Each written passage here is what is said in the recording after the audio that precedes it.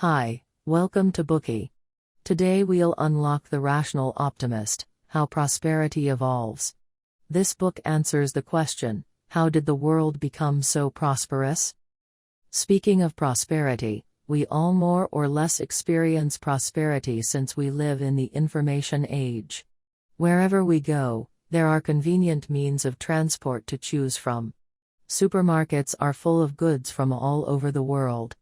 There are various restaurants on the streets whenever we want to eat. If we open WhatsApp or Facebook, we can see posts and interact with people from around the world.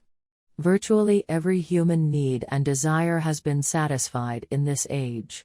We live in a period of prosperity, comfort, and convenience that is unprecedented in human history. So how did the world become so prosperous? The answer is through exchange, says the author of today's book, the popular science writer Matt Ridley.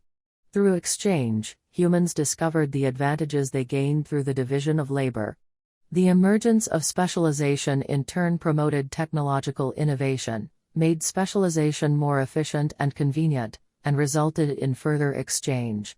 In the end, exchange, specialization, and the innovation that emerged from them allowed the human species to create a prosperous world in just a few 100,000 years. Is exchange really so magical? It's often said that any conclusion should be supported by factual evidence. The book we're unlocking today is filled with Ridley's evidence of the points mentioned earlier. To back up his argument, Ridley collected and analyzed a vast collection of historical materials covering the entire history of mankind. From the Stone Age to the Information Age, from hundreds of thousands of years ago to the 21st century. In this book, you'll learn why Ridley says exchange is the root cause of prosperity and gain a clear understanding of economics and the evolutionary history of mankind. The book helps us understand how the world works and provides us with a richer perspective on our life. Moreover, the historical stories in the book are excellent fodder for conversation since they are often funny. Before we get started, let's get to know the author of this book.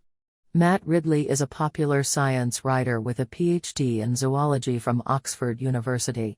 He is a former column editor of The Economist and is known for his work in science, environmental science, and economics. His books have been shortlisted for 6 literary awards including the Los Angeles Times Book Prize and the Best Science Book Award from the U.S. National Academy of Sciences. His works include Genome, The Agile Gene, and The Red Queen. He lives in Luxembourg and serves as the chairman of the International Center for Life. We'll present Ridley's history of human economic progress from 3 aspects. Part 1, the starting point of human economic development. Part 2, turning points that led the world to prosperity. Part 3, different views of a world on its way to prosperity. Let's start with the first part, the starting point of human economic development. As we mentioned at the beginning, exchange is the foundation of human economic development. Ridley directly quotes the anthropologist Richard Wrangham, who argues that humans exchanged things because of cooking. The advent of cooking allowed humans to develop larger brains fed by high-energy diets and promoted the division of labor and exchange. As it took a large amount of time to hunt and cook, some humans became specialized in hunting, while others specialized in collecting, preparing, and cooking food. As a result, exchanges occurred. These exchanges initially occurred between the sexes.